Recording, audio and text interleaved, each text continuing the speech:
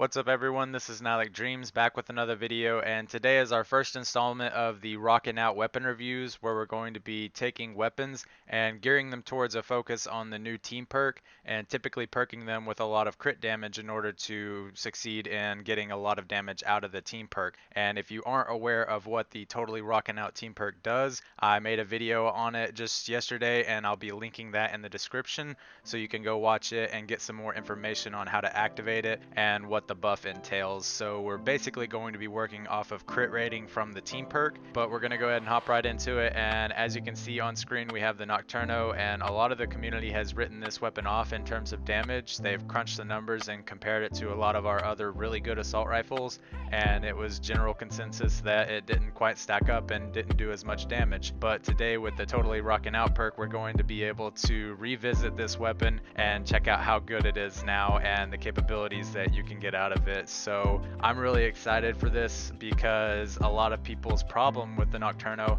is it was $200 that you couldn't really use. That was something that you bought with the limited edition and it didn't get much use out of it due to not being quite as good as our top tier assault rifles. But I'm really excited to get into this so I can show you all how well it performs now, and that way you can get more enjoyment out of weapons like this. So as you can see, we have triple crit damage, and then the 6 perk is causes affliction, and we have a mag size on it, and my personal element is water, but you can choose whichever one that you want. And if we jump over to the stats, we can see some damage and headshot damage, and then we have 680% crit damage stacked up, and that's with sledge in the commander slot. So we'll be able to get a lot of crit damage out of this. Now the problem that you're seeing is 10%. But the good news is that's what Totally Rockin' Out is taking care of. It's going to be adding 160 crit rating, and I got a little bit of a demonstration on how that's going to work. Once you actually have the Rockin' buff activated, you'll be able to just see the activation of the lights coming up around you, and then you'll be able to get the crit rating bonus and use it for 8 seconds while that crit rating decays. But you'll see that in the stats screen that it generally decays, and you actually are left with a reasonable amount of crit chance to still be able to pump out lots of damage with this.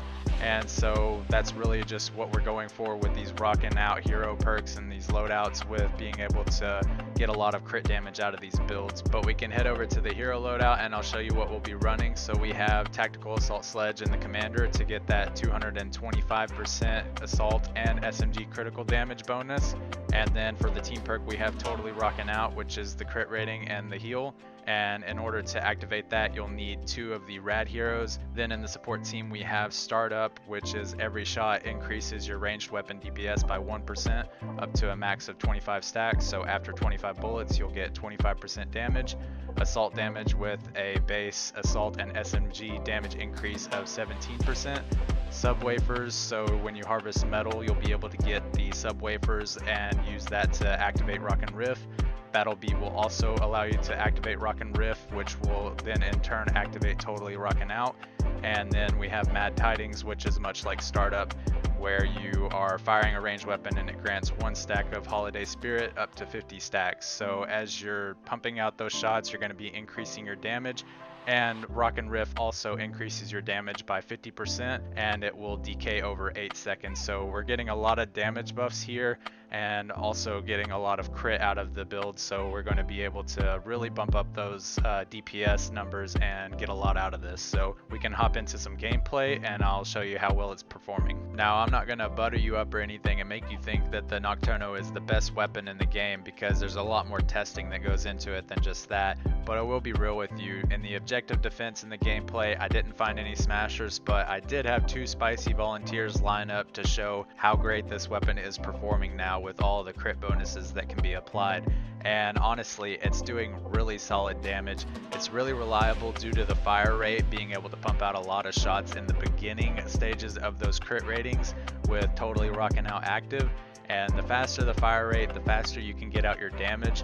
the more you're taking advantage of those higher areas of the crit rating before it's decaying off in those 8 seconds. So you're really taking a lot of advantage of these really great numbers that are coming together, and the fire rate, even though the damage numbers aren't quite as high as what some other assault rifles could be, it's the fire rate that's also something that you need to look at with factors because of how fast you're putting out the shots. And the Nocturno actually has a 10.8 fire rate when using Shadow Shard or Sunbeam, which will be able to empty the 52 round magazine in about 5 seconds, and the buff lasts for 8, so you'll definitely be able to filter out all the bullets in that time frame and get the higher peaks of the crit chance from the team perk. So when you have that really fast fire rate paired with the reliable crits coming out, it's actually coming together quite nicely and showing how well the Nocturno is able to perform now with this new Totally Rockin Out team perk.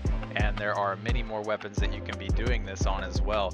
I'm looking forward to covering them, and if you put your mind to it, you could probably figure out some of the old ones that I'm going to revisit. But I'm really excited that this team perk came in because of all the opportunities that it did provide, and being able to have more diverse gameplay with weapons that we thought we couldn't use anymore.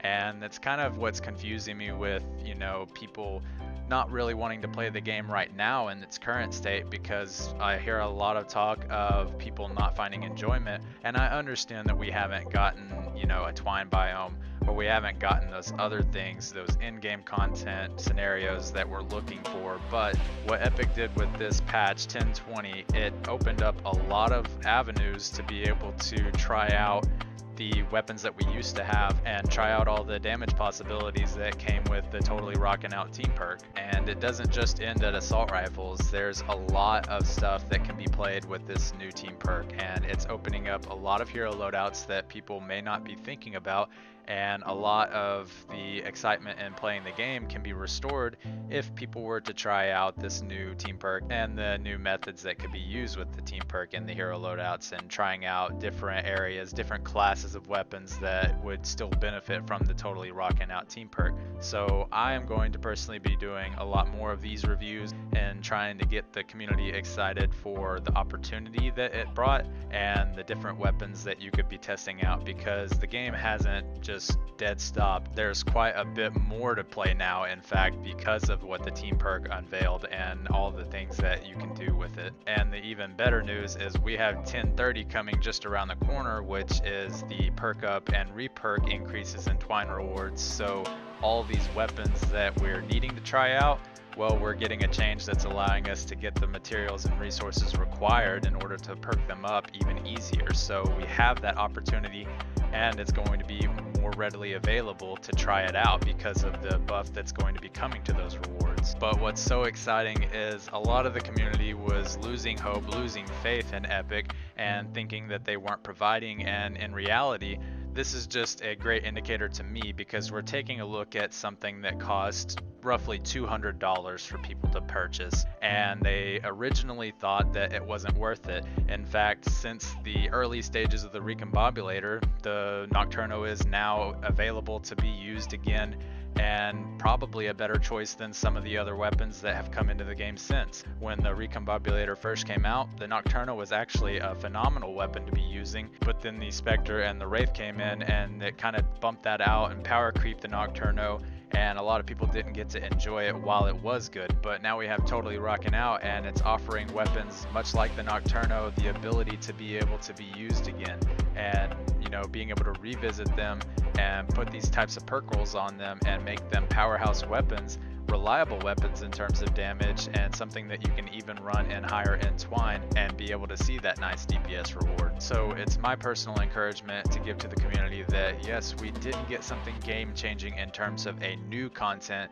that was giving the opportunity for something new to explore, but we did get something game changing that allowed us to revisit a lot of what we used to have. And if you think about it in this aspect, we've got wraps that are going to be coming up as well in our next iteration of the locker. So this plethora of weapons that just got an opportunity to be used again now can be revisited and played with, as well as pretty soon we're going to be able to use whatever wrap we want and make it look the way that we want once that comes to save the world. So I don't think that we're actually running out of things to play.